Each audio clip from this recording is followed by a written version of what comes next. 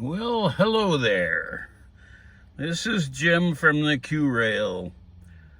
And, just FYI, this is an ongoing series on my 5-year update on the Audi and the 2-year update on the Ford. This is the Ford, obviously.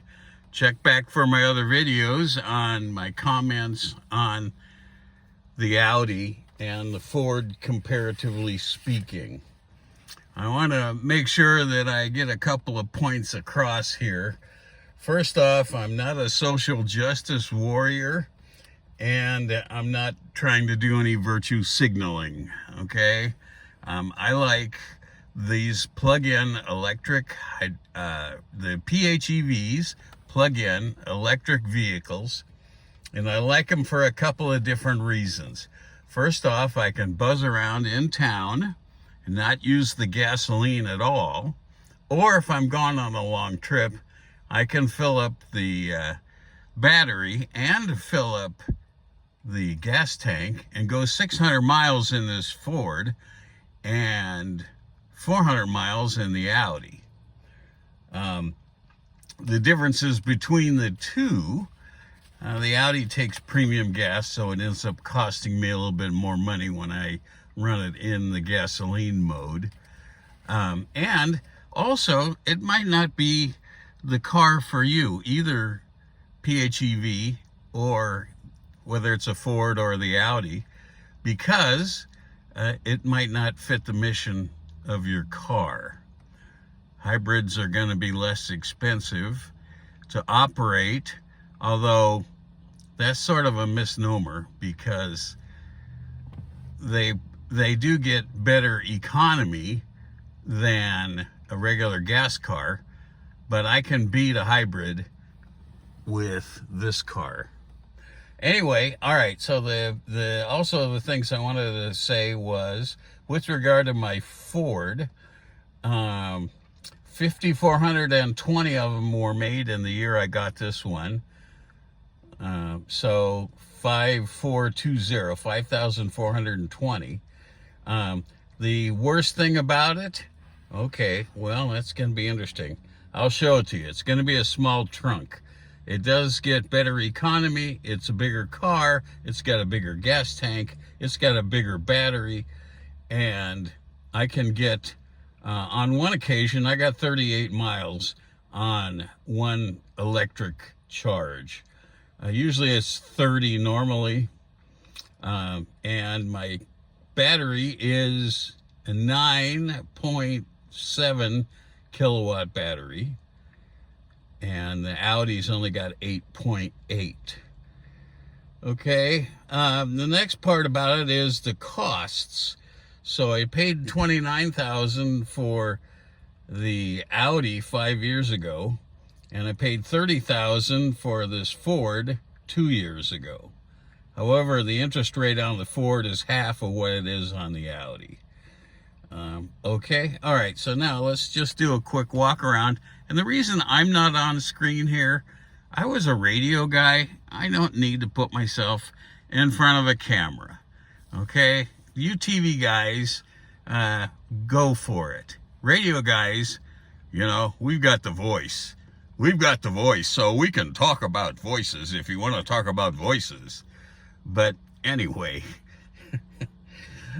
I'll just leave it at that. Alrighty, so here's a quick walk around. I am getting, courtesy of Ford and the recall, I'm getting a new battery for this car in about 2 weeks, courtesy of the recall. And so I'm looking forward to that. I'll end up with a battery that's going to be 6.5 years newer than the car, which I think's a positive, and it won't cost me anything.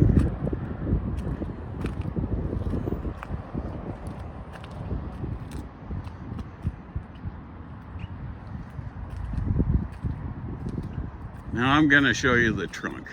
The only drawback to this car, really, is the trunk, because since it's plug-in, it's got a bigger battery right here, see? So you don't have a lot of room in this trunk at all. Set of golf clubs, my go bag, and some other items. So in conclusion,